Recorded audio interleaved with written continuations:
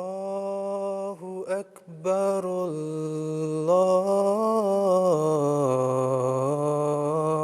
الله أكبر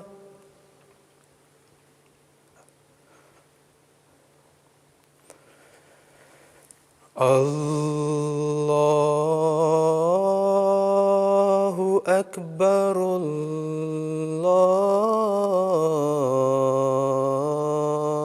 الله أكبر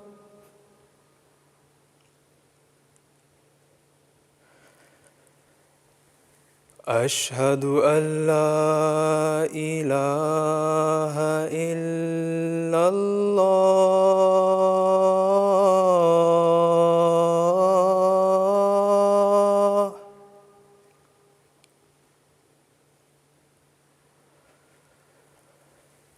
أشهد أن لا إله إلا الله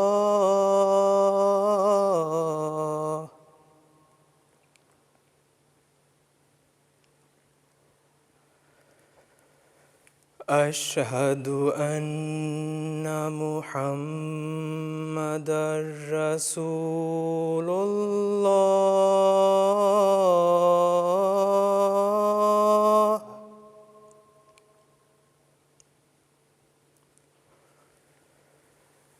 أشهد أن محمدًا رسول الله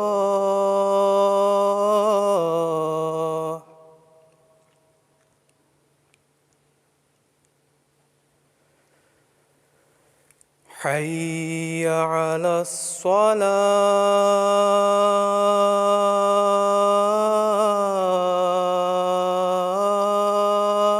الصلاة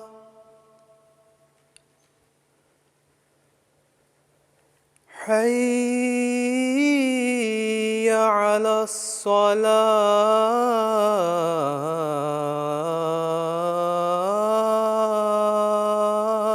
الصلاة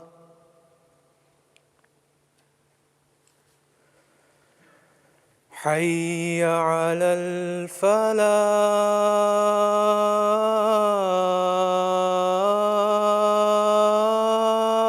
الفلاح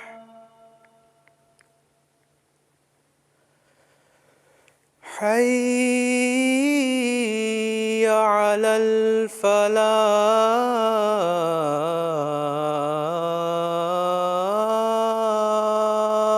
الفلاح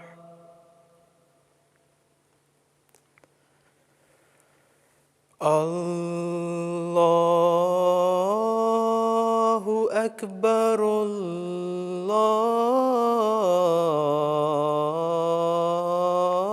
الله أكبر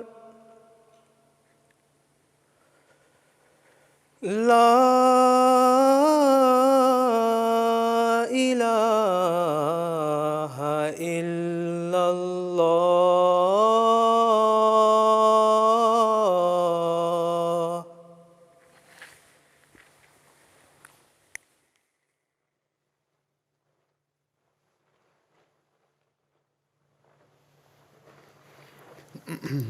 السلام علیکم ورحمۃ اللہ۔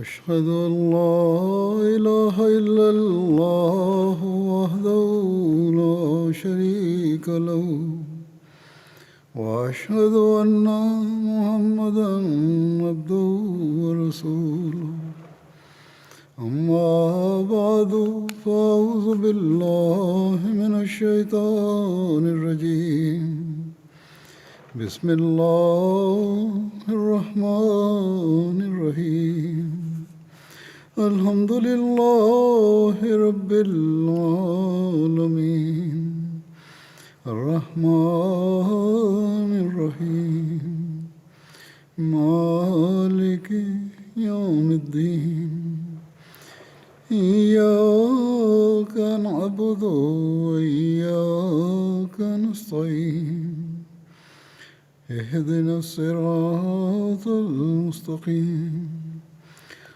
صراط الذين أنعمت عليهم غير المغضوب عليهم ولا الضالين.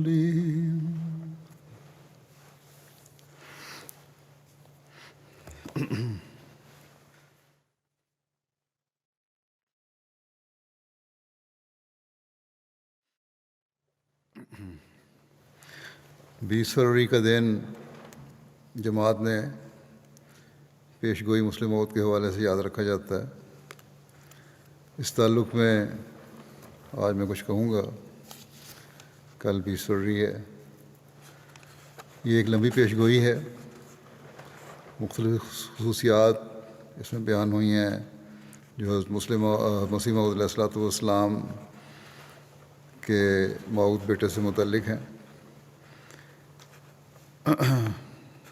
جو حضرت مسیح موعود علیہ السلام کو اللہ تعالیٰ نے بتائیں.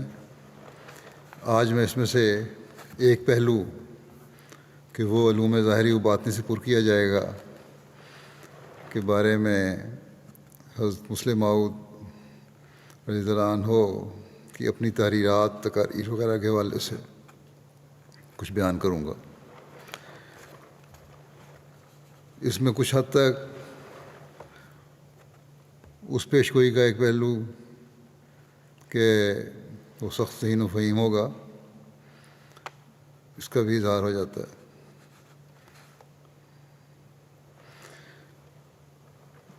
ظاہری و باطنی علوم جو اللہ تعالیٰ نے آپ کو باوجود دنیاوی تعلیم کی کمی، کیونکہ آپ کی تعلیم بنیادی طور پر صرف پرائمری کی تعلیم ہی تھی، اس کے باوجود، اس کمی کے باوجود عطا کیے، اور جن کو آپ نے مختلف موقعوں پر بیان فرمایا، وہ اتنے زیادہ ہیں کہ ان کا احاطہ بلکہ ان کا تعارف بھی ایک خطبہ میں بیان کرنا مشکل ہے. ایک یہ بھی تعارف بھی ایک سلسلہ یا خطبات کا متقاضی ہے. بس یہ تو ممکن نہیں کہ میں سب کچھ بیان کروں، لیکن میں نے سوچا کہ تعارف کی خاطر اور ایک جھلک دکھانے کے لیے بعض جو آپ کے مضامین تقاریر ہیں ان کا ایک جائزہ، مختصر تعارف پیش کروں، یا ان مضامین کے بعض نکات خلاصتاً پیش کروں، تاکہ آپ رضی اللہ عنہ کے علم و معرفت اور تباہر کی ہلکی سی جھلک سامنے آ جائے. یہ مضامین، تقاریر، تحریرات اللہ تعالیٰ کی توحید، ملائکہ کی حقیقت، نبیوں کے مقام و مرتبہ، حضرت خاتم الانبیاء محمد مصطفیٰ صلی اللہ علیہ وسلم کا مقام و مرتبہ، اور دوسرے روحانی امور، اور اسی طرح مسلمانوں کی مذہبی اور سیاسی رہنمائی، اسلام کا اقتصادی اور مالی نظام، اسلام کی تاریخ، اس وقت کے بعض مسائل جو آپ کے زمانے کے اس عصر کے وقت کے دور کے تھے، جن میں سے آج بھی بعض اسی طرح قائم ہیں، اور آپ کے خیالات کو پڑھ کر، اس وقت کے خیالات کو ہی پڑھ کر ان کا حل بھی آج سامنے آ جاتا ہے. اور بے شمار عنوان ہیں جن پر یہ سب مشتمل ہیں، آپ کے خطابات اور تحریرات. لیکن جیسا کہ میں نے کہا، ان سب کا صرف تعارف بھی ممکن نہیں، اس لیے بعض کے تعارف بیان کروں گا، اور یہ بھی میں نے اس وقت کے لیے ہیں جب آپ نے جوانی میں قدم رکھا تھا. 16-17 سال کی عمر کا نوجوان جس کی دنیاوی تعلیم یا دینی تعلیم بھی باقاعدہ کوئی نہیں تھی، وہ ایسے ایسے نکات بیان کرتا ہے کہ حیرت ہوتی ہے۔ توحید کے موضوع پر 17 سال کی عمر میں آپ نے جلسہ پہ جیسے میں ایک ایسی تقریر کی جس کی خلیفۃ مسیح اول رضی اللہ عنہ نے بھی تعریف فرمائی اور فرمایا کہ بالکل نئے نکات نکال لیں۔ بہرحال آپ کی 16 17 سال یا 18 سال کی عمر سے لے کر 34-35 سال کی عمر تک جو کہ ابتدائی جوانی اور جوانی کی عمر ہے، آپ کے علم و معرفت کے خزانوں کی ایک جھلک پیش کرتا ہوں۔ اس عرصے میں جو کچھ آپ نے فرمایا یہ اس کا 50واں حصہ بھی تعارف میں نہیں پیش کروں گا، میں نہیں کر سکوں گا، بلکہ شاید اس سے بھی کم۔ اس کے بعد ہی آپ نے لمبی عمر پائی اور علم و عرفان کے موتی اللہ تعالیٰ سے علم پا کر بکھیرتے چلے گئے۔ مارچ 1907 میں جب کہ آپ کی عمر صرف 18 سال تھی، حضرت مسلم موعود نے ایک عظیم شان مضمون بعنوان محبت الہی تحریر فرمایا، جو بعد میں کتابی شکل میں شائع بھی ہوا۔ اس مضمون سے ہی ظاہر ہو جاتا ہے کہ کس طرح اللہ تعالیٰ نے ابتدا میں ہی چھوٹی عمر میں ہی علوم ظاہری و باطنی سے آپ کو پر کرنا شروع کیا۔ آپ نے فرمایا خدا تعالیٰ نے آدمی کو پیدا ہی محبت کے لیے کیا ہے، اور اس کے پیدا کرنے کا مقصد اور غرض ہی یہی ہے کہ خدا تعالیٰ کی محبت میں سرشار ہو اور اس دائمی زندگی بخشنے والے سمندر میں ہمیشہ غوطہ زن رہے۔ دائمی زندگی کون سی ہے؟ اگلے جہان کی۔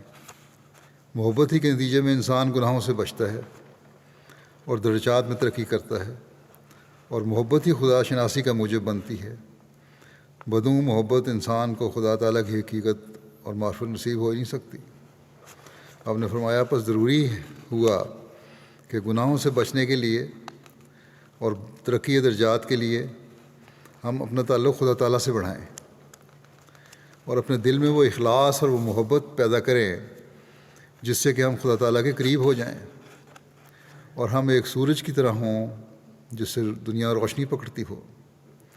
اس کے بعد آپ نے مختلف مذاہب کا ذکر کرتے ہوئے فرمایا کہ خدا تو ایک ہی ہے، لیکن اس کے بارے میں ہر مذہب کے تصورات جدا ہیں۔ اس سلسلے میں آپ نے یہودیوں، عیسائیوں، ہندوؤں، آریوں کا خدا کے بارے میں ایک عقیدہ بیان فرمایا اور ثابت کیا کہ ایسی تعلیم اور صفات والا خدا انسان کی عبادت کا مستحق نہیں ہو سکتا۔ آپ نے اسلامی تعلیم پیش کرتے ہوئے ثابت کیا کہ اسلام کا خدا ہی ہر قسم کی خوبیوں اور حسن کا جامع ہے، اور اس بات کا مستحق ہے کہ انسان فقط اسی سے محبت کرے اور اسی کی عبادت کرے۔ جیسا کہ میں نے کہا، یہ تو واضح ہے کہ خدا تو سب کا ایک ہی ہے، لیکن جو خدا کا نظریہ دوسرے مذاہب پیش کرتے ہیں اس کے مقابلے میں جو اسلام خدا کا نظریہ پیش کرتا ہے وہی حقیقی نظریہ ہے، اور اسی سے خدا تعالیٰ کی محبت میں دلوں میں پیدا ہو سکتی ہے۔ آپ نے خدا تعالیٰ کی صفات کا تذکرہ کر کے ثابت کیا کہ کسی دوسرے مذہب میں خدا تعالیٰ کی اس قدر صفات بیان نہیں کی گئیں، اور نہ اسلام کی بیان کردہ صفات میں کوئی دوسرا مذہب خوبیوں اور کمالات کے لحاظ سے شریک ہے۔ آخر پر آپ نے اسلام کے زندہ خدا کا یہ ثبوت پیش کیا کہ فقط اسلام کا خدا ہی وحی و الہام سے انسان کی آج بھی رہنمائی کرتا ہے جس طرح کہ وہ پہلے کرتا تھا، اور یہی زندہ خدا کی سب سے بڑی خصوصیت ہے۔ پھر آپ نے یہ تحریر فرمایا آخر میں کہ اب میں اپنے مضمون کے خاتمہ پر پہنچ گیا ہوں، کیونکہ میں نے ثابت کیا ہے کہ غیر مذہب کے خدا اس قابل نہیں ہیں کہ اس سے محبت کی جائے، ان کی تعلیم ناقص ہے، انسان پر عمل درآمد نہیں کر سکتا۔ بہرحال پھر آپ نے لکھا کہ اسلام کی تعلیم انسانی فطرت کے مطابق ہے اور خدا قادر مطلق ہے، اور کل عیوب سے پاک ہے۔ اور سب سے بڑی خصوصیت اسلام میں یہ بتائی ہے کہ اس میں محبت کرنے والے کو بالکل صاف جواب نہیں ملتا، بلکہ خدا تعالیٰ اس کے امتحان کے بعد اس سے ہم کلام ہوتا ہے۔ یہ بات یاد رکھنی چاہیے، اللہ تعالیٰ صاف جواب نہیں دیتا، بلکہ خدا تعالیٰ اس کے امتحان کے بعد ایک امتحان میں سے گزرنا پڑتا ہے، پھر اس سے ہم کلام ہوتا ہے۔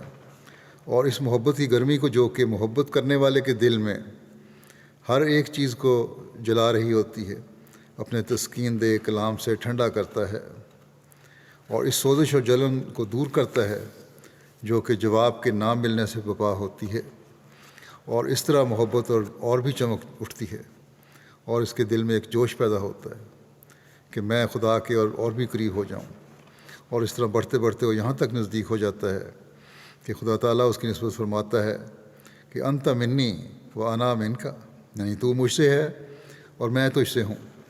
اور اس کا مطلب یہ ہوتا ہے کہ میرا نام دنیا میں تیرے سبب سے ظاہر ہے، اور یہ تیری عزت میرے سبب سے ہے، اور در حقیقت خدا تعالیٰ کے نام کا جلال دنیا پر ظاہر کرنے والے یہی لوگ ہوتے ہیں جو کہ اس کی محبت کے دریا میں غرق ہوتے ہیں، اور ان کی عزت صرف اس وجہ سے ہوتی ہے کہ وہ خدا سے محبت کرتے ہیں۔ آپ لکھتے ہیں کہ میں محبت الہی کے لفظ پر جس قدر سوچتا ہوں اسی قدر ایک خاص لذت اور وجد دل میں پیدا ہوتا ہے کہ کیا پیارا ہے مذہب اسلام، جس نے ہم کو ایسی نعمت کی طرف ہدایت کی ہے جس سے ہمارے دل روشن اور ہمارے دماغ منور ہوتے ہیں۔ اسلام کی تعلیم ہمارے زخمی دلوں کے لیے ایک مرہم کا کام دیتی ہے، اور اگر اسلام نہ ہوتا تو بخدا طالب حق تو زندہ ہی مر جاتے، اور وہ جن کے دلوں میں محبت کا ذوق ہے ان کی کمر ٹوٹ جاتی، اور محبت ایک ناممکن وجہ سمجھی جاتی، اور اس کو وہم سے موسوم کیا جاتا، کیونکہ جب لوگ دیکھتے کہ کوئی ایسی ہستی نہیں جس سے کہ ہم محبت کر سکیں، تو محبت کے وجود نے شک لانے کے سوا اور کیا کر سکتے۔ خدا نے اسلام سا مذہب انسان کو عطا کر کے غمگین دلوں کو تسکین دی ہے اور زخمی سینوں کو مرہم عنایت کی ہے۔ جب ایک خدا سے محبت کرنے والا انسان دیکھتا ہے کہ وہ جس سے میں محبت کرتا ہوں ایک ذرے ذرے کو دیکھتا ہے اور دلوں کی باتوں کو جانتا ہے، وہ سنتا ہے اور بولتا ہے، اور پھر یہ کہ وہ اس بات پر قادر ہے کہ اپنے سے محبت کرنے والے کو بدلہ دے، تو اس وقت وہ اپنے دل میں اس محبت کی وجہ سے خوشی حاصل کرتا ہے اور خاص لذت محسوس کرتا ہے۔ یعنی انسان خوشی حاصل کرتا ہے اور خاص لذت محسوس کرتا ہے۔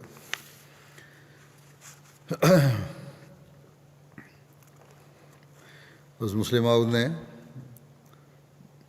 28 دسمبر 1908 کے جلسے میں ایک بڑے پرمغز خطاب فرمایا کہ ہم کس طرح کامیاب ہو سکتے ہیں اس موضوع پر۔ یہ خیالات ایک 19 سالہ نوجوان کے ہیں۔ حضور نے ان اللہ اشترا من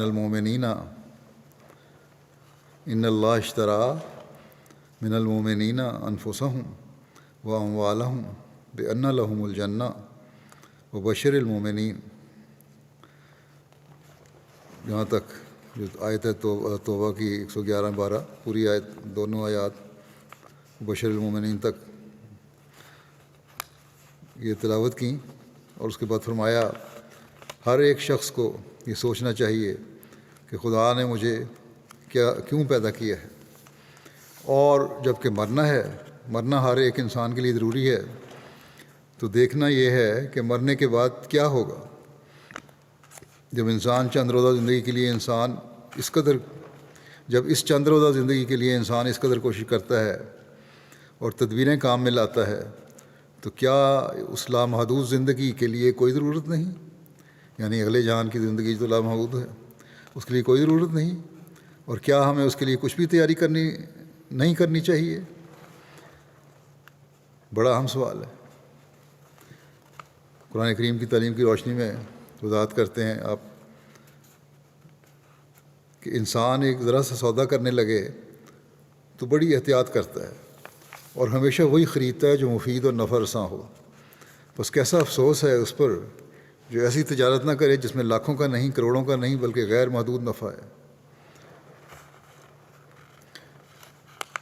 بس قرآن کریم کی تعلیم کی روشنی میں آپ فرماتے ہیں کہ پس انسان کو چاہیے کہ اپنے لیے وہ مال جمع کرے جو اس کے کام آئے، نہ وہ کہ اس کے بعد اس کے ورثاء برباد کر دیں۔ لیکن یہ دنیاوی مال تو ورثاء برباد بھی کر سکتے ہیں، لیکن اگر یہ اس قرآن کی بتائی ہوئی تجارت کرتا ہے تو اس سے وہ نفع اٹھائے گا، اس کے بعد کوئی اسے برباد نہیں کر سکے گا، بلکہ مرنے کے بعد اسی کے کام آئے گا۔ خدا تعالیٰ، آپ فرماتے ہیں، خدا تعالیٰ ایسے تاجروں کا خود خزانچی بن جاتا ہے، بس جس کا خزانچی خدا خود ہو اس کو اور کسی کی کیا ضرورت ہے۔ جو اس طرح خدا کے ساتھ تجارت کریں اور اس کی فوجوں میں داخل ہو جائیں، ان میں دلیری بھی چاہیے، اور چاہیے کہ وہ اپنی جانیں لفظاً نہیں بلکہ عملاً خدا کے سپرد کر دیں۔ حضور نے ایسی تجارت کرنے والوں مثلاً حضرت موسیٰ علیہ السلام اور حضرت صلی اللہ علیہ وسلم کی کامیابیوں اور فتوحات کا ذکر فرمایا کہ کس طرح خدا تعالیٰ نے انہیں دشمن پر فتح عطا فرمائی اور غلبے سے نوازا۔ اس تجارت یا بیع کے لیے بعض شرائط بھی ہیں۔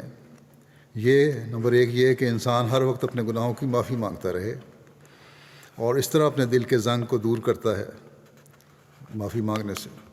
نمبر 2 یہ کہ خدا تعالیٰ سے تعلق کو مضبوط کرنے کے لیے عبادت کی طرف توجہ کرے۔ نمبر 3 یہ کہ حمد و شکر اور خدا تعالیٰ کے احسانوں کو یاد کرنے کا التزام رکھے۔ نمبر 4 یہ کہ امر بالمعروف کرے۔ نمبر 5 یہ کہ حدود الہیہ کی حفاظت کرے، اللہ تعالیٰ نے حدود مقرر کی ہیں ان کی حفاظت کرے۔ ان امور پر عمل کرنے والا مخلص مومن کامیاب و کامگار ہو کر خدا تعالیٰ کی طرف سے بشارتیں پاتا ہے۔ ان امور پر عمل کرنے والا مخلص کامیاب و کامگار ہو کر خدا تعالیٰ کی طرف سے بشارتیں پاتا ہے۔ پھر 1916 کے جلسے میں خلافت کے بعد دوسرے سال آپ نے ذکر الہی کے موضوع پر خطاب فرمایا، جس میں آپ نے نہایت اشوتے اور دلنشین انداز میں ذکر الہی اور اس سے متعلقہ امور کا ذکر کرتے ہوئے ذکر الہی سے مراد کیا ہے، اس کی ضرورت، اسی قسمیں اور فوائد پر روشنی ڈالی۔ آپ نے اسی مضمون میں موجودہ دور کے صوفیاء وغیرہ کے ذکر کی کیفیت بھی بیان فرمائی کہ ان کا انداز ذکر ان کی رسموں میں مبتلا اور خدا کے قرب سے دور کر رہا ہے۔ آپ نے وضاحت فرمائی کہ ذکر 4 قسم کا ہوتا ہے۔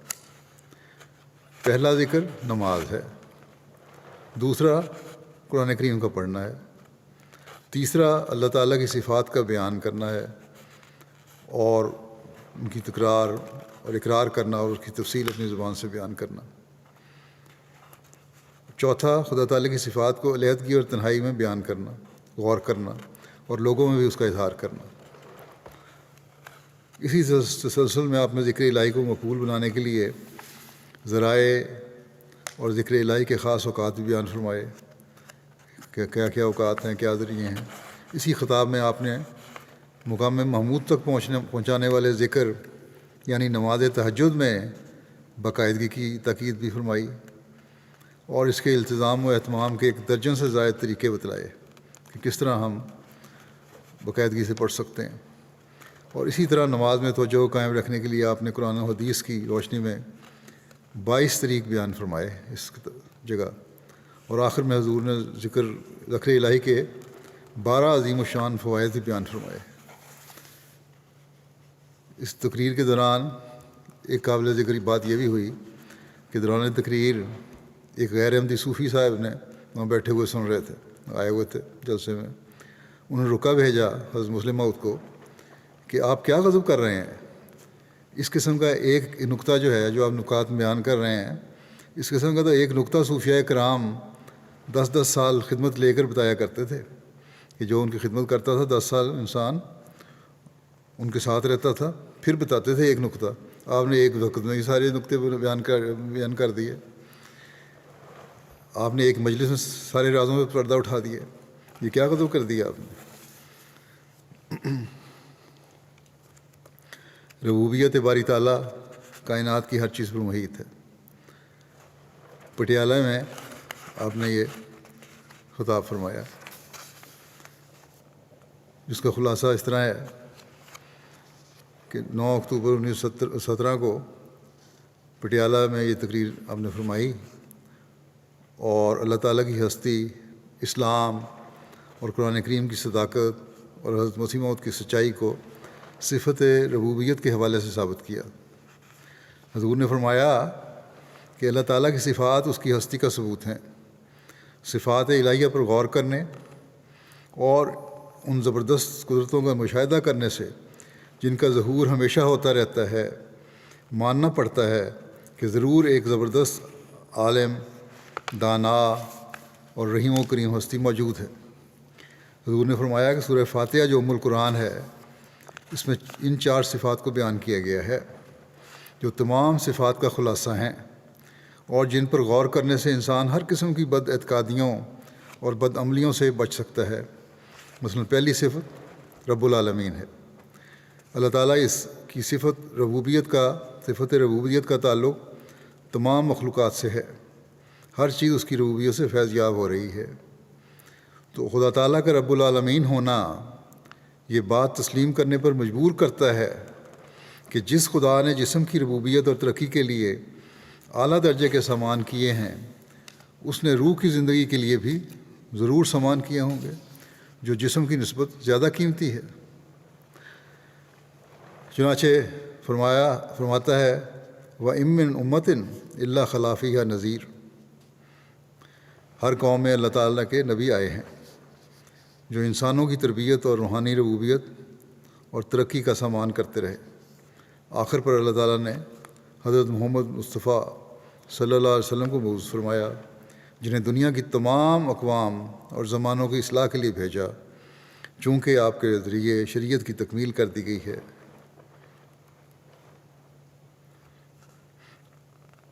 اس لیے حضور صلی اللہ علیہ وسلم نے فرمایا کہ اب میرے بعد خدا سے ہم کلامی کا شرف حاصل کر کے ایسے خدا کے بندے آتے رہیں گے جو لوگوں کو اس شریعت کے مطالب سے آگاہ کر کے انہیں خدا سے ملاتے رہیں گے۔ چنانچہ اس زمانے میں بھی اللہ تعالیٰ نے صفت ربوبیت کے تحت حضرت مرزا صاحب کو بھیجا، جنہوں نے خدا سے ہم کلام ہونے اور اصلاح خلق کرنے کا دعویٰ فرمایا، اور خدا کی فعلی تائید آپ کی پیشگوئیوں کے پورا ہونے میں ظاہر ہوئی، اور زندہ نشانات نے آپ کے دعویٰ کی صداقت کو ثابت کر دیا۔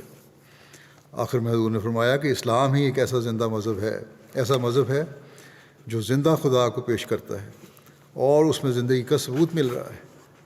نیز یہ بھی کہ خدا جس طرح پہلے اپنے بندوں کی روحانی ربوبیت کرتا تھا، اسی طرح اب بھی کرتا ہے، اور اس کے بتائے ہوئے طریق پر چل کر ہم آج بھی انہی انعامات اور فوائد کو حاصل کر سکتے ہیں جو آج سے ہزاروں سال پیشتر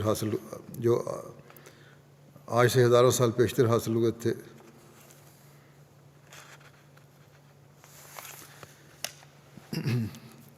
پھر ایک آپ کا لیکچر ہے، تقریر ہے اسلام میں اختلافات کے آغاز پر، جو 1919 میں آپ نے ماڈرن ہسٹوریکل سوسائٹی کے ایک اجلاس میں اسلامیہ کالج لاہور میں فرمایا۔ تقریباً 100 صفحے کا یہ لیکچر ہے کل مکمل۔ خلاصہ اس کا یہ ہے کہ جیسا کہ میں نے کہا کہ 26 فروری 1919 کو اسلامیہ کالج لاہور کی ماڈرن ہسٹوریکل سوسائٹی کے ایک غیر معمولی اجلاس میں یعنی پیش فرمایا۔ سید عبدالقادر صاحب پروفیسر تاریخ کی صدارت میں یہ منعقد ہوا۔ اس وقت بڑے پروفیسر تھے تاریخ کے، عبدالقادر صاحب احمدی نہیں تھے، ان کی صدارت میں یہ ہوا۔ اس مضمون کی اہمیت بیان کرتے ہوئے حضور نے فرمایا کہ اسلام میں تفرقہ کی بنیاد رسول کریم صلی اللہ علیہ وسلم کی وفات کے 15 سال بعد پڑی ہے، اور اس وقت کے بعد مسلمانوں میں شقاق کا شگاف وسیع ہی ہوتا چلا گیا ہے، اور اسی زمانے کی تاریخ نہایت تاریک پردوں میں چھپی ہوئی ہے، اور اسلام کے دشمنوں کے نزدیک اسلام پر ایک بدنما دھبہ ہے، اور اس کے دوستوں کے لیے بھی ایک سر چکرا دینے والا سوال ہے۔ اور بہت کم ہیں جنہوں نے اس زمانے کی تاریخ کی دلدل سے صحیح و سلامت پار نکلنا چاہا ہو اور وہ اپنے مدعا میں کامیاب ہو سکے ہوں۔ اس لیے میں نے یہی پسند کیا کہ آج آپ لوگوں کے سامنے اسی کے متعلق کچھ بیان کروں۔ چنانچہ حضور کی جو تقریر فرمائی اس کی گراں قدر نصائح تھیں، تحقیق تھی، اس کا لب لباب یہ ہے کہ یہ خیال کہ اسلام میں فتنوں کے موجب بعض بڑے بڑے صحابہ ہی تھے، بالکل غلط ہے۔ حضور نے اپنے اس مقالے میں حضرت عثمان کے ابتدائی حالات، حضرت عثمان کا مرتبہ، رسول کریم صلی اللہ علیہ وسلم کی نظر میں جو تھا وہ کیا تھا، حضرت عثمان کا مرتبہ، فتنہ کہاں سے پیدا ہوا، خلافت اسلامیہ ایک مذہبی انتظام تھا، صحابہ کی نسبت بدگمانی بلا وجہ سے ہے، اس پر بحث کرتے ہوئے فتنے کی وجوہ اور حضرت عثمان کے زمانے میں اس کے شروع ہونے والے اسباب و عوامل بیان فرمائے۔ فتنہ کے بانی مبانی عبداللہ بن سبا کے حالات اور اس زمانے میں کوفہ، بصرہ، شام اور وہاں کے مسلمانوں کے عمومی مزاج پر روشنی ڈالی۔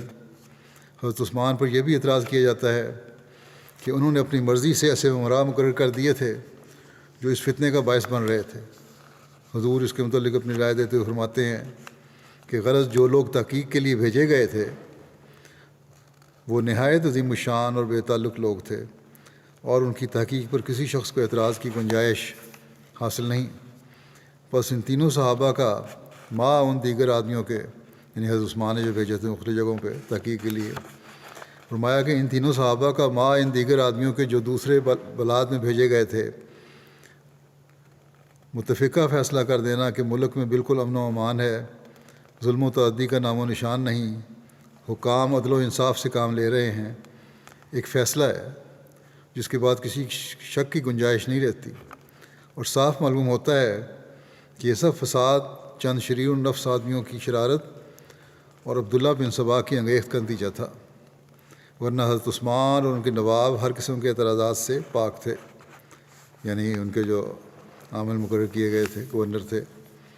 حضرت عثمان اپنی طبیعت کے مطابق نرمی اور رحم دلی کی طرف مائل رہے، مفسدوں کی شرارت اور فتنہ پردازی پر یہی کہتے رہے کہ میں مسلمانوں کے خون سے اپنا ہاتھ رنگنا نہیں چاہتا۔ کبار صحابہ اور حضرت معاویہ نے اس سلسلہ میں قیام امن کے لیے بعض تجاویز پیش کیں، مگر حضرت عثمان رحم دلی کے طریق پر ہی قائم رہے، بلکہ معترضین کے منہ بند کرنے کے لیے ان کے مطالبات بھی جائز حد تک مان لیتے رہے۔ اختلاف روایات اور تاریخی حالات کو صحیح طور پر سمجھنے کے لیے ایک نہایت ضروری اور لازمی امر بیان کرتے ہوئے حضور فرماتے ہیں کہ اس زمانے کی تاریخ کے متعلق بہت احتیاط کی ضرورت ہے، کیونکہ اس زمانے کے بعد کوئی ایسا زمانہ نہیں آیا جو ایک یا دوسرے فریق سے ہمدردی رکھنے والوں سے خالی ہو، اور یہ بات تاریخ کے لیے نہایت مضر ہوتی ہے، کیونکہ جب سخت عداوت یا ناواجب محبت کا دخل ہو، روایت کبھی معائنے ہی نہیں پہنچ سکتی۔ تاریخ کی تصحیح کا یہ زرعی اصل ہے کہ واقعات عالم ایک زنجیر کی طرح ہیں، کسی منفرد واقعے کی صحیح صحت معلوم کرنے کے لیے اسے زنجیر میں پرو کر دیکھنا چاہیے کہ وہ کڑی ٹھیک اپنی جگہ پر پروئی بھی جاتی ہے کہ نہیں۔ حضور کی تحقیق کا خلاصہ یہ ہے کہ ثابت ہوتا ہے کہ حضرت عثمان اور دیگر صحابہ ہر ایک فتنہ سے یا عیب سے پاک تھے، بلکہ ان کا رویہ نہایت اعلیٰ اخلاق کا مظہر تھا، اور ان کا قدم نیکی کے اعلیٰ مقام پر قائم تھا، اور یہ کہ صحابہ کو حضرت عثمان کی خلافت پر کوئی اعتراض نہ تھا، وہ آخر دم تک وفاداری سے کام لیتے رہے۔ حضرت علی اور حضرت طلحہ اور حضرت زبیر پر خفیہ ریشہ دوانیوں کا الزام بھی بالکل غلط ہے۔ انصار پر جو الزام لگایا جاتا ہے کہ وہ حضرت عثمان سے ناراض تھے، وہ غلط ہے، کیونکہ ہم دیکھتے ہیں کہ انصار کے سب سردار اس فتنے کے دور کرنے میں کوشاں رہے ہیں۔ اس پر غیروں نے بھی تاثرات دیے۔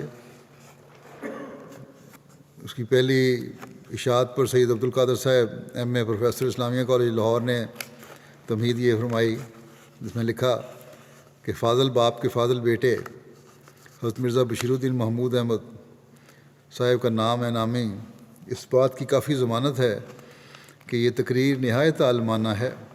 مجھے بھی اسلامی تاریخ سے کچھ شد بدھ ہے، اور میں دعویٰ سے کہہ سکتا ہوں کہ کیا مسلمان اور کیا غیر مسلمان بہت تھوڑے مورخ ہیں جو حضرت عثمان کے عہد کے اختلافات کی تہہ تک پہنچ سکے ہیں اور اس مہلک اور پہلی خانہ جنگی کی اصل وجوہات کو سمجھنے میں کامیاب ہوئے ہیں. حضرت مرزا صاحب کو نہ صرف خانہ جنگی کے اسباب سمجھنے میں کامیابی ہوئی ہے، بلکہ انہوں نے نہایت واضح اور مسلسل پیرائے میں ان واقعات کو بیان فرمایا ہے جن کی وجہ سے ایوان خلافت مدت تک تزلزل میں رہا. میرا خیال ہے کہ ایسا مدلل مضمون اسلامی تاریخ سے دلچسپی رکھنے والے احباب کی نظر سے پہلے کبھی نہیں گزرا ہوگا. سچ تو یہ ہے کہ حضرت عثمان کے عہد کی جس قدر اصلی اسلامی تاریخوں کا مطالعہ کیا جائے گا اسی قدر یہ مضمون سبق آموز اور قابل قدر معلوم ہوگا. پھر آپ کے ایک تقریر ہے تقدیر الہی پر جو جوسف سلمان صاحب نے کی مسجد نور قادیان میں. اس کا خلاصہ یہ ہے کہ 1919 کے جوسف سلمان کے موقع پر کی بات ہے. یہ تقدیر الہی کا یہ جو مسئلہ ہے یہ نہایت مشکل اور دقیق مسئلہ ہے. اس پہ بڑا عارفانہ خطاب فرمایا آپ نے فرمایا کہ میں نے خدا تعالیٰ سے عاجزانہ طور پر کہا کہ اے خدا، اگر اس مضمون کا سنانا مناسب نہیں تو میرے دل میں ڈال دے کہ میں اسے نہ سناؤں. لیکن مجھے یہی تحریک ہوئی کہ سناؤں. گو وہ مضمون مشکل ہے اور اس کے سمجھنے کے لیے بہت محنت اور کوشش کی ضرورت ہے، لیکن اگر آپ لوگ اسے سمجھ لیں گے تو بہت بڑا فائدہ اٹھائیں گے. حضرت خلیفہ مسیح رابع رحمہ اللہ تعالیٰ نے اس خطاب کو مختلف جگہوں کے مختلف حوالے بیان کرتے ہوئے اس بارے میں یوں فرمایا تھا کہ حضرت خلیفہ مسیح ثانی کا اس موضوع پر ایک ایسے جلسے عام سے خطاب فرمانا جہاں تعلیم یافتہ اور غیر تعلیم یافتہ، ذہین اور بلید ہر قسم کے لوگ جمع تھے، یقیناً کوئی معمولی کام نہ تھا. آپ نے جس عمدگی سے اس مضمون کو ادا کیا بلا شبہ وہ آپ ہی کا حق تھا. یہ تقریر کیا تھی؟ خلیفہ رابع فرماتے ہیں کہ یہ تقریر کیا تھی؟ علم کلام کا ایک شاہکار تھا.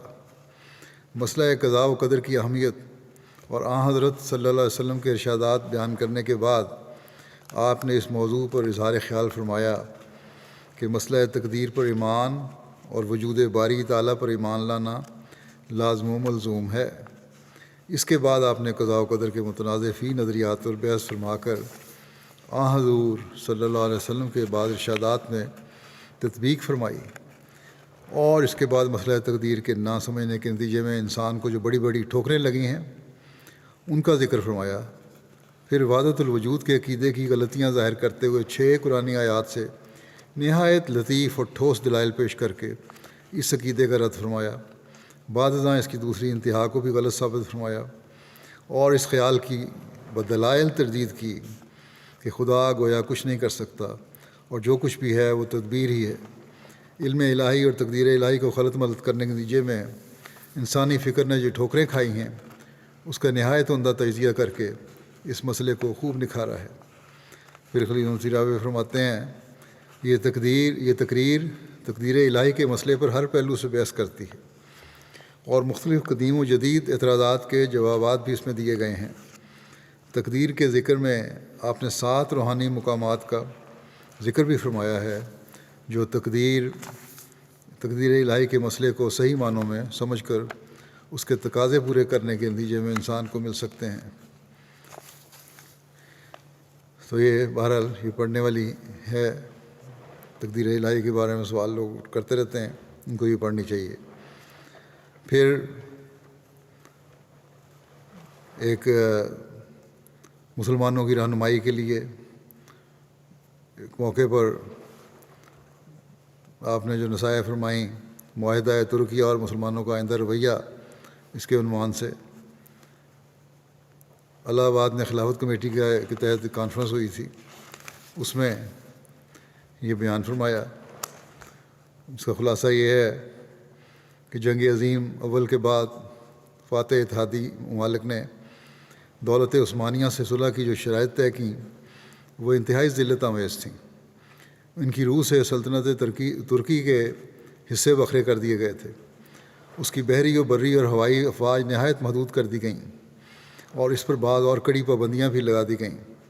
ان حالات میں ترکی کی سلطنت کے ساتھ صلح کی شرائط کے مسئلے پر غور کرنے اور مسلمانوں کے لیے آئندہ طریق عمل سوچنے اور تجویز کرنے کے لیے 1 اور 2 جون کو 1920 کو الہ آباد میں خلافت کمیٹی کے تحت ایک کانفرنس کا انعقاد کیا جانا مقرر ہوا۔ جمعیت العلماء ہندوستان کے مشہور لیڈر جناب مولانا عبدالباری فرنگی محلی نے 30 مئی 1920 کو حضرت مسلم موعود کی خدمت میں ایک خط کے ذریعے اس کانفرنس میں اپنے خیالات کے اظہار کے لیے دعوت دی۔ چنانچہ حضور نے معاہدہ ترکیہ اور مسلمانوں کا آئندہ رویہ کے عنوان سے ایک دن میں یہ مضمون تحریر فرمایا اور اسے راتوں رات چھپا کر حضرت مولانا سید محمد سرور شاہ صاحب، حضرت سید ولی اللہ شاہ صاحب اور حضرت چودھری محمد رسول اللہ خان صاحب کے ذریعے بھجوایا۔ حضور نے اپنے اس مضمون میں معاہدہ ترکیہ کی شرائط کی نقائص کی نشاندہی فرما کر اس کے بعد اثرات سے بچنے کے لیے مسلمانوں کے سامنے بعض تجاویز پیش فرمائیں۔ حضور نے نہایت مدلل انداز میں اپنے موقف کو پیش کرتے ہوئے یہ واضح فرمایا کہ جو تجاویز ہجرت، جہاد عام اور گورنمنٹ سے قطع تعلق کرنے کی پیش کی جا رہی ہیں یہ ناقابل عمل اور مسلمانوں کو نقصان پہنچانے والی ہیں۔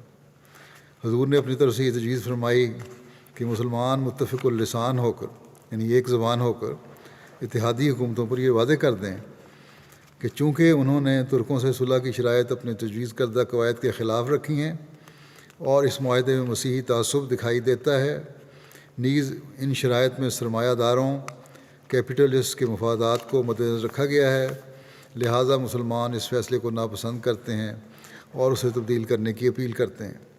اس مضمون میں حضور نے مذکورہ تجویز کے علاوہ اسلام اور مسلمانوں کی ترقی اور بہبود کے لیے بلا تاخیر ایک عالمگیر لجنہ اسلامیہ یعنی معتبر عالم اسلامی قائم کرنے کی طرف بھی توجہ دلائی۔ آج جو کہتے ہیں یہ مسلمان کٹھے جو بنائی ہے وہ بھی فیصلے نہیں کر سک رہی، لیکن اس کی تجویز بھی حضرت مسلم موعود نے دی تھی۔ اس مضمون میں جو حالات کا نقشہ کھینچا گیا ہے آج بھی عمومی طور پر بعض مغربی طاقتوں کا مسلمانوں کی حکومتوں کے ساتھ یہی رویہ اور سلوک نظر آتا ہے۔ اس وقت جب یہ انٹرنیٹ وغیرہ کی سہولتیں بھی نہیں تھیں، یہ غیر معمولی تجزیہ جو آپ نے کیا تھا اور پھر جو مشورے دیے تھے وہ آپ کے ساتھ اللہ تعالیٰ کی خاص تائید کی نشاندہی کرتا ہے، اور دنیا کے علم جو اللہ تعالیٰ نے آپ کو عطا کیا اور آپ کی ذہانت جو اللہ تعالیٰ نے کا وعدہ تھا اس کی نشاندہی کرتا ہے۔ پھر ایک آپ کی تقریر ہے ملائکۃ اللہ پہ جو 1920 کی ہے، دسمبر 1920 کی، 28 دسمبر کی 2 دن یہ تقریر کی۔ بیت النور میں ارشاد فرمائی ملائکۃ اللہ کا یہ مضمون اسلام کے بنیادی اصول اور ایمانیات میں داخل ہے، باوجود اس کے کہ یہ مضمون نہایت باریک و دقیق ہے۔ حضور نے اسے نہایت آسان اور بصیرت افروز انداز میں پیش فرمایا۔ حضور نے قرآن کریم کی روح سے ملائکہ کی حقیقت و ضرورت، ان کی اقسام، ان کے فرائض و خدمات کے علاوہ فرشتوں کے وجود پر دلائل اور ان سے متعلق شبہات و اعتراضات کے مفصل اور مدلل جواب دیے۔ مضمون کے آخر پر حضور نے فرشتوں سے تعلق پیدا کرنے اور ان سے فیض حاصل کرنے کے 8 ذرائع بیان فرمائے، یعنی نمبر 1 جس انسان پر جبرائیل نازل ہو اس کے پاس بیٹھنے سے، نیک لوگوں انبیاء کے ساتھ بعض صحبت سے، صالحین سے، انبیاء کے صحبت سے۔ نمبر 2 یہ ہے کہ رسول کریم صلی اللہ علیہ وسلم پر درود بھیجنے سے، اور نمبر 3 یہ ہے کہ انسان کے قلب میں یہ تحریک ہو کہ عفو اور درگزر کو قائم کرے اور بدظنی کو ترک کرے۔ نمبر 4 یہ ہے کہ انسان تسبیح اور تحمید کرے۔ نمبر 5 یہ کہ قرآن کریم کی تلاوت کی جائے غور سے۔ 6 یہ کہ جو کتابیں ایک ایسے شخص کی لکھی ہوں جس پر فرشتے نازل ہوتے ہیں ان کو پڑھنے سے، اس زمانے میں حضرت مسیح علیہ السلام کی کتبیں پڑھنی چاہیے۔ نمبر 7 یہ کہ جس مقام پر ملائکہ کا خاص نزول ہوا ہو انسان وہاں جائے۔ بعض شاعر اللہ ہیں، مقامات ایسے ہیں، وہاں جانا چاہیے۔ اور نمبر 8 یہ کہ خلیفہ کے ساتھ تعلق ہو۔ یہ ساری باتیں آپ نے اس میں بیان فرمائیں۔ پھر ضرورت مذہب، یہ بھی آپ کا لیکچر ہے جو 5 مارچ 1921 کو لاہور میں کالج کے بعض طلباء کے سوالوں کے جوابات کے طور میں دیا آپ نے۔ اس کی تفصیل اس طرح ہے خلاصتاً کہ 4 مارچ 1921 کو ایک مقدمے میں شہادت کی غرض سے حضرت مسلم موعود لاہور تشریف لے گئے اور 4 سے 7 مارچ تک وہاں مقیم رہے۔ 5 مارچ کو کالج کے بعض طلباء نے حضور سے ملاقات کے دوران مندرجہ ذیل 3 سوالات پوچھے۔ اول یہ کہ مذہب کی کوئی ضرورت نہیں، نہ اس سے کوئی فائدہ ہے۔ ہاں، لوگ اگر اس کو بعض ظاہری فوائد حاصل کرنے کے لیے اختیار کر لیں تو برا نہیں، تو اس پر روشنی ڈالیں۔ دوسری یہ کہ دیگر مذاہب میں بھی بعض ایسے لوگ پائے جاتے ہیں جو پیش گوئیاں کرتے ہیں، پھر اسلام کی یہ خصوصیت نہ رہی کہ کوئی پیش گوئیاں ہوئی ہیں اس کی۔ سوم یہ کہ حضرت مرزا صاحب کے سلسلے کا پھیلنا ان کی صداقت کا ثبوت نہیں، کیونکہ روس میں لینن کو بھی بڑی کامیابی ہوئی ہے۔ حضور نے ان تینوں سوالوں کے نہایت آسان پرائے میں مدلل جواب ارشاد فرمائے اور بتایا کہ مذہب کی ضرورت کا سوال خدا کی ہستی سے وابستہ ہے۔ ضرورت مذہب کے نام سے ہی چھپی ہوئی ہے۔ فرمایا کہ مذہب کی ضرورت کا سوال خدا کی ہستی سے وابستہ ہے۔ اگر خدا ہے تو مذہب کی بھی ضرورت ہے، اور خدا کی ہستی کا ثبوت اس کا اپنے بندوں سے کلام کرنا ہے۔ اور اس دور میں حضرت مسیح موعود علیہ السلام کی پیش گوئیاں پوری ہو رہی ہیں اور خدا تعالیٰ کی ہستی کا ثبوت فراہم کر رہی ہیں۔ دوسرے سوال کے جواب میں حضور نے بتایا کہ انبیاء اور دیگر لوگوں کی پیش گوئیوں میں بنیادی فرق یہ ہوتا ہے کہ دوسرے لوگ اپنے علم کی بنا پر پیش گوئیاں کرتے ہیں اور وہ قیاس کا رنگ رکھتی ہیں، جبکہ انبیاء کی پیش گوئی خدا تعالیٰ کی طرف سے ہوتی ہے، مخالف حالات میں ہوتی ہے۔ ان کے بعض بہت سے پہلو ہوتے ہیں، ان میں شوکت اور حاکمانہ اقتدار ہوتا ہے۔ اور تیسرے سوال کے جواب میں حضور نے فرمایا کہ حضرت مرزا صاحب کو جو ترقی حاصل ہوئی ہے اس ترقی کے بارے میں حضرت مرزا صاحب کا دعویٰ پہلے سے موجود ہے اور اس کے مطابق ہی ترقی ہوئی ہے، اس لیے یہ کہنا غلط ہوگا کہ حضرت مرزا صاحب کی ترقی ان کی صداقت کی علامت نہیں اور دوسروں کی ترقی بھی ہو رہی ہے۔ تو بہرحال یہ ایک تفصیلی مضمون ہے لمبا۔ پھر ہستی باری تعالیٰ پر 1921 میں آپ نے ایک تقریر فرمائی، یہ بھی بہت لمبی تقریر ہے، 190 صفحات کی، اور خلاصہ اس طرح ہے کہ ہستی باری تعالیٰ کے موضوع پر حقائق و معارف سے پر بصیرت افروز انداز میں ایک عالمانہ اور جامع تقریر 1921 میں فرمائی۔ حضرت مسلم موعود نے اپنی اس تقریر میں ہستی باری تعالیٰ کے 8 دلائل اور ان پر پیدا ہونے والے اعتراضات کے جواب ارشاد فرمائے۔ خدا تعالیٰ کی صفات سے خدا کی ہستی کا ثبوت فراہم اور صفات الہیہ کی اقسام بھی بیان فرمائیں، ثبوت فراہم فرمایا اور صفات الہیہ کی اقسام بھی بیان فرمائیں۔ اللہ تعالیٰ کے متعلق اہل یورپ کے خیالات، زرتشتیوں کے خیالات، ہندوؤں کے خیالات اور آریوں کے تصورات کے بالمقابل اسلام کی خدا تعالیٰ سے متعلق تعلیمات تفصیل سے بیان فرمائیں۔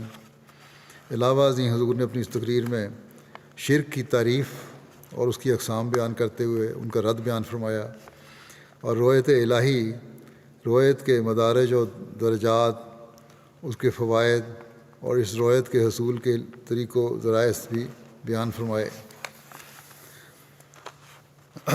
پھر ایک آپ نے تصنیف فرمائی 1921 میں تحفہ شہزادہ ویلز کے نام سے، شہزادہ ویلز کی ہندوستان آمد کے موقع پر ان کو پیش کی گئی۔ کہ اس کا اس طرح خلاصتاً یہ ہے کہ برطانیہ عظمیٰ کے ولی عہد شہزادہ ویلز دسمبر 1921 میں ہندوستان کے دورے پر آئے۔ یہ وہی شہزادے ہیں جو بعد میں ایڈورڈ ہشتم کہلائے اور 1936 میں چرچ آف انگلینڈ سے اختلاف کر کے تخت سے دستبردار ہو گئے۔ حضرت مسلم موعود نے ان کی ہندوستان آمد کے وقت تحفہ شہزادہ ویلز کے عنوان سے ایک کتاب تصنیف فرمائی اور حضور کی تجویز کے مطابق جماعت احمدیہ کے 32,208 ممبروں نے ایک آنا فی کس جمع کر کے اس کتاب کی اشاعت کا انتظام کیا، اور جماعت احمدیہ کے ایک وفد نے لاہور میں 27 فروری 1922 کو گورنمنٹ پنجاب کے توسط سے پرنس آف ویلز کی خدمت میں ایک ایڈریس کے ساتھ یہ کتاب اسلام کے بے نظیر تحفے کی صورت میں پیش کی۔ حضرت مسلم موعود نے اس مختصر عالمانہ تصنیف میں حکومت وقت سے وفاداری کے اظہار کے علاوہ حضرت اقدس مسیح موعود علیہ الصلوۃ والسلام بانی سلسلہ عالیہ احمدیہ کے مختلف مختصر حالات اور سلسلہ احمدیہ کی تعلیم، تاریخ اور اس کے قیام کی غرض بیان فرمائی۔ آخر میں سنت رسول پر عمل پیرا ہوتے ہوئے برطانیہ کے تخت و تاج کے وارث تک اسلام کا پیغام نہایت مؤثر رنگ میں پہنچا کر اسے اسلام کی طرف دعوت دی ہے۔ شہزادہ ویلز نے حضور کی طرف سے پیش کیے گئے اس تحفے کو قبول کیا اور اپنے چیف سیکرٹری کے ذریعے اس کا شکریہ بھی ادا کیا۔ اس بارے میں جو تاثرات ہیں، شہزادہ ویلز جو بعد میں ایڈورڈ ہشتم بنے، 1936 میں انگلینڈ چرچ سے جیسا کہ بتایا اختلاف کی وجہ سے تخت سے دستبردار ہو گئے، اور انہوں نے اس تحفے کو بڑی قدر کی نگاہ سے اور احترام سے دیکھا، اور نہ صرف اپنے چیف سیکرٹری کے توسط سے اس کا شکریہ ادا کیا، بلکہ مارچ 1922 کو لاہور سے جموں تک کے سفر میں اسے مکمل طور پر مطالعہ کیا اور بہت خوش ہوئے۔ اور جیسا کہ بعد کی اطلاعات سے معلوم ہوا کہ کتاب پڑھتے پڑھتے بعض مقامات پر ان کا چہرہ گلاب کی طرح شگفتہ ہو جاتا تھا۔ اسی طرح ان کے ایڈی کانگ نے یہ بھی بتایا کہ وہ کتاب پڑھتے پڑھتے یکدم کھڑے ہو جاتے تھے۔ چنانچہ اس کے کچھ عرصے بعد انہوں نے صراحتاً عیسائیت سے بیزاری کا اظہار کیا۔ اخبار ذوالفقار 24 اپریل 1922 میں لکھتا ہے کہ اس کتاب پر ریویو کیا اس نے کہ ہم خلیفہ ثانی کے سلسلہ احمدیہ کی اشاعت اسلام میں ہمت کی داد دیے بغیر نہیں رہ سکتے۔ تحفہ ویلز کا بہت سا حصہ ایسا ہے جو تبلیغ اسلام سے لبریز ہے اور ایک عظیم الشان کارنامہ ہے کہ جس کو دیکھتے ہوئے غیر احمدی ضرور رشک کریں گے۔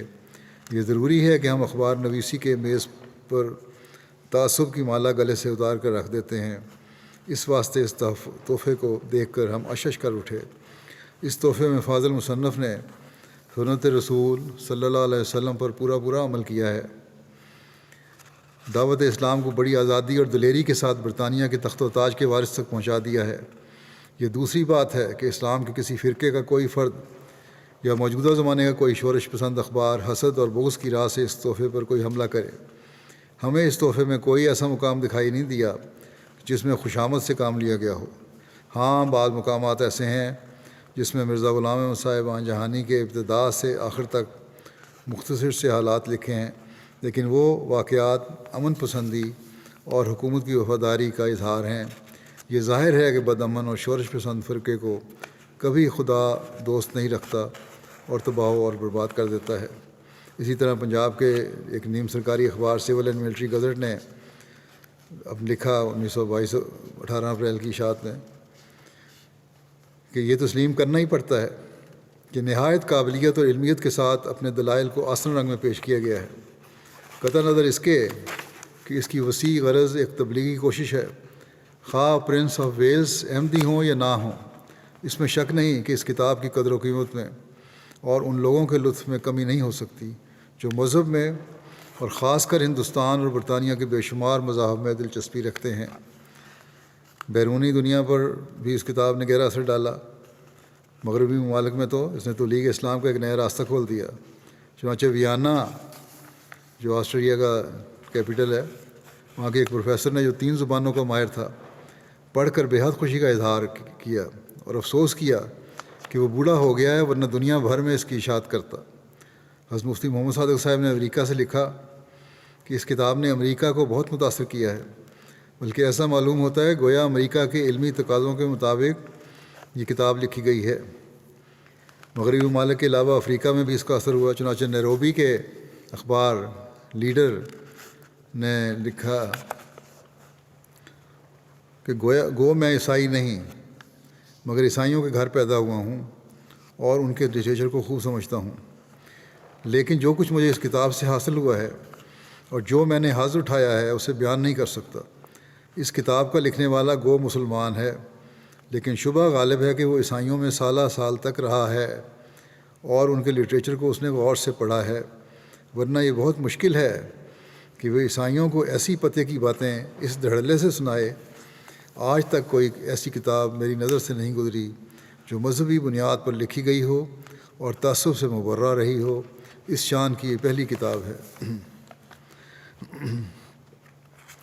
اسی طرح احمدیت یعنی حقیقی اسلام، یہ 1924 میں کہ آپ کی ایک تقریر ہے، ایک ویمبلے کانفرنس میں جو مفتی اس کا خلاصہ پڑھا گیا تھا ایک کتاب کا۔ کتاب تو بہت موٹی ہے، 250 صفحات کی۔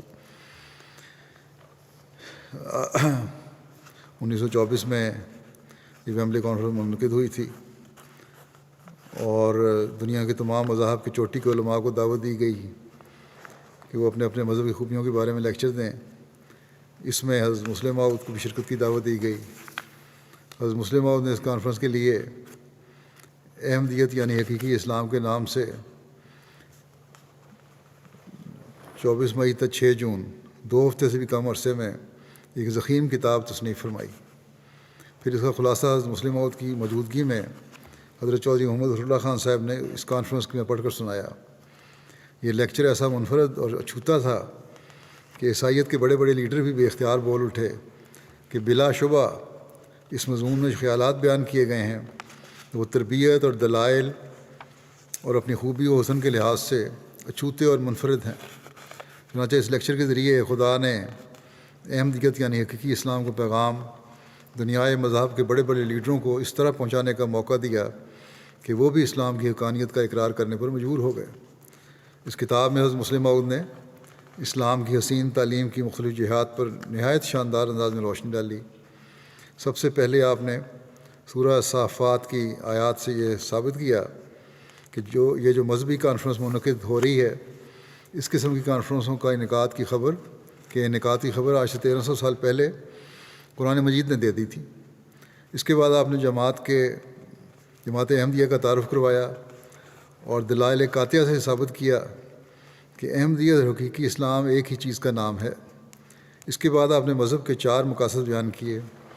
اس ذیل میں سب سے پہلے خدا تعالیٰ کے بارے میں اسلام کا جو تصور ہے اسے کھول کر بیان کیا، واضح کیا کہ اسلام انسان سے اپنے خدا کے ساتھ کس طرح کا تعلق رکھنے کی امید کرتا ہے، خدا تعالیٰ کی طرف سے بندے پر کیا کیا ذمہ داریاں عائد کی گئی ہیں، اور حضرت مسلم موعود نے اس شبے کا ازالہ بھی کیا کہ اسلام اس طرح کی تعلیم دیتا ہے کہ اسباب سے کام ہی نہ لیا جاوے بلکہ سب کام خدا پر چھوڑ دیے جائیں، یعنی ہاتھ پیر ہلانے کی ضرورت نہیں ہے۔ یہ الزام لگایا جاتا ہے اس مسلمانوں پر۔ حضرت مسلم موعود نے فرمایا کہ قرآن کریم کی آیات سے ثابت ہے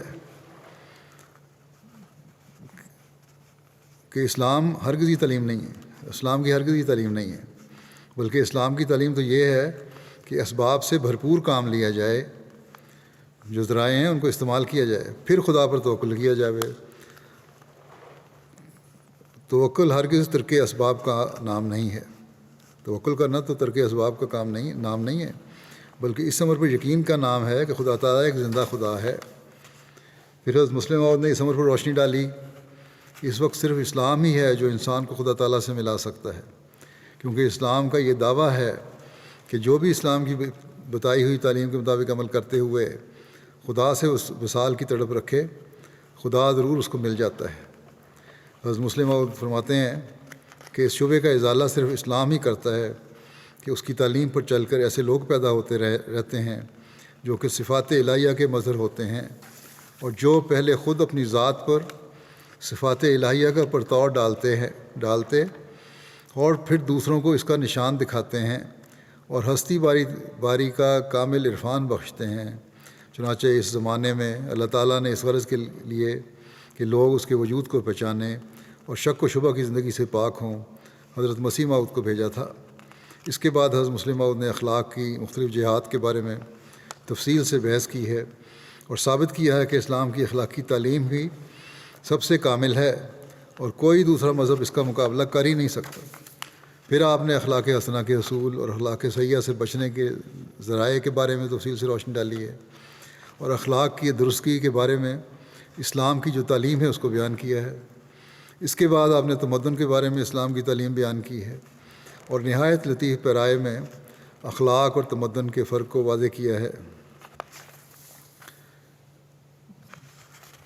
پھر انسان کے معاشرے میں مختلف لوگوں سے جو تعلقات ہیں وہ کن خطوط پر استوار ہونے چاہیے، اس پر روشنی ڈالی ہے۔ پھر شہریت کے اصول بیان کیے ہیں۔ اس کے بعد آپ نے حکومت اور رعایا کے فرائض اور حقوق تفصیل سے بیان کیے اور پھر اس مضمون کو مزید وسیع کرتے ہوئے حکومتوں کے آپس کے تعلقات کس قسم کے ہونے چاہیے اس بات پر روشنی ڈالی ہے اور مختلف ملکوں میں تنازعات کے حل کے لیے آپ نے قرآن کریم کے ذرعی اصول بیان کیے ہیں اور بتایا کہ اگر لیگ آف نیشنز کی بنیاد ان اصولوں پر رکھی جائے گی تو وہ کامیاب ہوگی، اور وہ نہیں رکھی گئی اور اس لہٰذا ناکام بھی ہوئی، اور اب UNO بھی اگر اس نہج پر نہیں چلے گی تو وہ بھی ناکام ہو رہی ہے اور ہو جائے گی۔ بہرحال کتاب کے آخر پر حضرت مسلم موعود نے حالات ما بعد الموت کے بارے میں روشنی ڈالی ہے اور بتایا کہ اگلے جہان میں جو ثواب و عذاب ملیں گے ان کی حقیقت کیا ہوگی۔ اس کتاب میں صرف حضرت مسیح موعود علیہ السلام کی تعلیمات کا ذکر نہیں کیا بلکہ آپ نے ان تعلیمات پر عمل کرنے والوں کی مثالیں بھی دی ہیں اور انہوں نے کس طرح اپنی زندگیوں میں انقلاب پیدا کیے اور حضرت مسیح موعود علیہ السلام کی تعلیم کا ان پر کس قدر اثر ہوا کہ ان میں بعض نے اپنی جانیں قربان کر دیں لیکن حضرت مسیح موعود علیہ السلام کی تعلیم کو چھوڑنا پسند نہیں کیا۔ آخر پر حضرت مسلم موعود نے تمام دنیا میں بسنے والوں کو قبول احمدیت کی دعوت دیتے ہوئے خوشخبری دی ہے کہ ان مصائب کے دور ہونے کا وقت آ گیا ہے اور اگر وہ اس دور کے فرستادے کے ہاتھ پر اکٹھے ہو جائیں گے تو وہ دین و دنیا کی فلاح پائیں گے۔ مضمون کے خاتمے پر پریزیڈنٹ جو تھے اس نے مختلف الفاظ میں ریمارکس کرتے ہوئے کہا کہ مجھے زیادہ کہنے کی ضرورت نہیں، مضمون کی خوبی اور لطافت کا اندازہ خود مضمون نے کرا لیا ہے۔ میں صرف اپنی طرف سے اور حاضرین جلسہ کی طرف سے مضمون کی خوبی ترتیب، خوبی خیالات اور اعلیٰ درجے کے طریقے استدلال کے لیے حضرت خلیفۃ المسیح کا شکریہ ادا کرتا ہوں۔ حاضرین کے چہرے زبان حال سے میرے اس کہنے کے ساتھ متفق ہیں اور میں یقین کرتا ہوں کہ وہ اقرار کرتے ہیں کہ میں ان کی طرف سے شکریہ کرنے میں حق پر ہوں اور ان کی ترجمانی کا حق ادا کر رہا ہوں۔ ایک صاحب حضرت صاحب کے حضور حاضر ہوئے اور انہوں نے عرض کیا کہ میں نے ہندوستان میں 30 سال کام کیا ہے اور مسلمانوں کے حالات اور دلائل کا مطالعہ کیا ہے، کیونکہ میں ایک مشنری کی حیثیت سے ہندوستان میں رہا ہوں، مگر جس خوبی، صفائی اور لطافت سے آپ نے آج کے مضمون کو پیش کیا ہے میں نے اس سے پہلے کبھی کسی جگہ بھی نہیں سنا۔ مجھے اس مضمون کو سن کر کیا بلحاظ خیالات، کیا بلحاظ ترتیب اور کیا بلحاظ دلائل بہت گہرا اثر ہوا ہے۔ میں آپ کو مبارکباد دیتا ہوں۔ ایک اور صاحب آئے جنہوں نے عرض کیا کہ میں اس مضمون کے سننے کے لیے فرانس سے آیا ہوں۔ میں عیسائیت پر اسلام کو ترجیح دیا کرتا تھا اور اسلام پر بدھزم کو ترجیح دیا کرتا تھا۔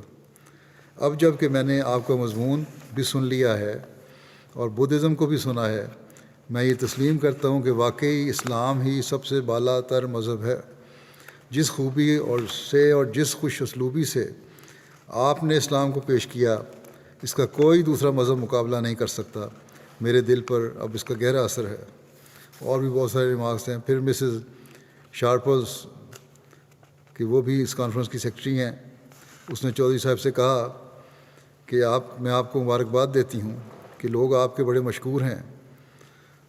پھر اسی عورت نے کہا کہ لوگ، عورتیں اور مرد میرے پاس آتے ہیں اور بہت تعریف کرتے ہیں اس کی۔ ایک جرمن شخص جو یہاں پروفیسر ہیں انہوں نے جلسے سے واپسی کے وقت سڑک پر چلتے ہوئے آگے بڑھ کر حضرت صاحب کے حضور مبارکباد عرض کی اور کہا کہ میرے پاس بعض بڑے بڑے انگریز بیٹھے تھے، میں نے دیکھا کہ بعض زانوں پر ہاتھ مارتے تھے، اپنے زانوں پر ہاتھ مارتے تھے اور کہتے تھے کہ rare ideas, one can not hear such ideas every day. یہ نہایت نادر خیالات ہیں، ایسے خیالات ہر روز سننے میں نہیں آتے. وہی جنرل پروفیسر روایت کرتے ہیں کہ بعض جگہ لوگ بے اختیار بول اٹھتے تھے کہ what a beautiful and true principle, کیا ہی خوبصورت اور سچے اصول ہیں، اور خود اپنی رائے ان الفاظ میں ظاہر کرتا تھا یہ جرمن پروفیسر کہ یہ موقع احمدیوں کے لیے ایک ٹرننگ پوائنٹ ہے، یعنی ترقی کا مقام ہے، اور یہ ایسی کامیابی ہے کہ اگر آپ لوگ ہزاروں پاؤنڈ بھی خرچ کر دیتے تو ایسی شہرت اور ایسی کامیابی کبھی نہ ہوتی جیسی کہ اس ایک لیکچر کے ذریعے سے ہوئی ہے. بہائی مذہب کی ایک عورت نے لیکچر سنا اور پھر ہمارے ساتھ ساتھ مکان کے قریب تک چلی آئی. وہ کہتی تھی کہ میں بہائی خیالات رکھتی تھی، مگر اب آج کا لیکچر سن کر میرے خیالات بدل گئے ہیں. میں چاہتی ہوں کہ آپ کے زیادہ تر لیکچر سنوں. مجھے اگر مہربانی سے بتائیں کہ کب اور کہاں کہاں لیکچر ہوں گے تو میں ضرور آؤں گی. ایک صاحب نے، ایک عورت نے پیچھے پڑ کے حضور کو اپنے گھر چائے پلانے کی دعوت بھی دی. ایک صاحب نے یہ بھی کہا کہ ایسا پیارا مضمون تھا کہ حب الوطنی سے بھی زیادہ پیارا تھا. تو بہرحال یہ چند جھلکیاں میں نے دکھائی ہیں 18 سال کی عمر سے 35 سال کی عمر تک کے علم و عرفان کے موتیوں کی. شروع جوانی ہے اور پھر جوانی ہے، اور جوانی کی عمر کی باتیں ہیں اس شخص کی جس کی، جیسا کہ میں نے کہا، کوئی دنیاوی تعلیم نہیں تھی لیکن علوم ظاہری و باطنی سے پر کیا گیا تھا. یہ حضرت مسیح علیہ السلام کی صداقت اور حضرت صلی اللہ علیہ وسلم کی پیشگوئی کی صداقت کا بھی ایک نشان ہے. اس 17 سال کے عرصے میں جو میں بیان کیا ہے، باتیں بیان کی ہیں، وہ صرف 17 سال کے عرصے کی ہیں. کچھ خلافت سے پہلے کی آپ کی، کچھ خلافت کے بعد کی. اور جو کچھ آپ نے بیان فرمایا ہے اس کا تو 17 سال کے عرصے میں بھی جو کوئی بیان فرمایا اس کا بھی 100واں حصہ، 50واں میں نے کہا تھا، بلکہ 100واں حصہ کہنا چاہیے، وہ بھی بیان نہیں کر سکا. خیال تھا کہ شاید کافی تعارف کتب ہو جائے گا. خطبات اور تفسیریں حضرت مسلم موعود کی اس کے علاوہ ہیں جن میں علم و معرفت کے نکات ہیں، علوم و معرفت کی نہریں بہہ رہی ہیں ان میں. پھر مختلف مجالس میں دنیا کی رہنمائی آپ نے کی ہے. بس اس خزانے کو بھی جو کافی حد تک چھپ چکا ہے جماعت کے افراد کو پڑھنا چاہیے. اللہ تعالیٰ حضرت مسلم موعود رضی اللہ عنہ کے درجات بلند فرماتا رہے. پاکستان کے حالات کے لیے بھی دعا کریں، اللہ تعالیٰ وہاں کے لوگوں کو بھی امن اور چین اور سکون کی زندگی گزارنے کی توفیق عطا فرمائے اور مخالفین کے حملوں اور مکروں کو اپنے فضل سے ملیہ میٹ کر دے.